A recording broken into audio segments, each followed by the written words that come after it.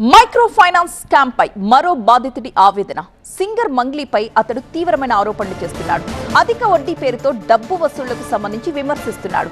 నిందితులకు కఠిన శిక్ష విధించాలంటూ డిమాండ్ చేస్తున్నాడు. 80 లక్షల రూపాయల లావాదేవీలపై స్పష్టత ఇవ్వాలంటూ డిమాండ్ చేస్తున్నాడు. బెంగళూరు సమీపంలో 6 ఎకరాల భూమి వివాదం, భూమి ఎవరిదో వెల్లడించాలని బాధితులు ప్రశ్నిస్తున్నారు. మొత్తం వ్యవహారంపై సమగ్ర విచారణకు వారు డిమాండ్ చేస్తున్నారు. మీరు కర్ణాటకకు ఎందుకు పోయారు?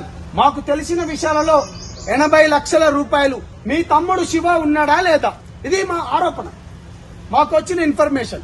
దానితో పాటు బెంగళూరు నుంచి 25 కిలోమీటర్ దగ్గరున్న నెలమంగళ 6 ఎకరాల భూమి, ఎకరం 6 నుంచి 7 కోట్ల రూపాయలు అవుతున్న భూమి, అది ఎవరిది? మంగ్లీ మధుకు సంబంధం లేనిది. ఈ ఇంటి ఫోటోతో పాటు ఆ రోజు డ్రగ్స్ అప్పుడు దొరికిన కాడ మధు ఏ విధంగా ఉన్నాడు, ఆ 80 లక్షల రూపాయలు ఎవరు ఇచ్చిండ్రనే దాన్ని నేను చెప్తున్నా. నాకైతే న్యాయం జరుగుతుందా జరగదా అంటే మేమైతే కొట్లాడుతున్నాం.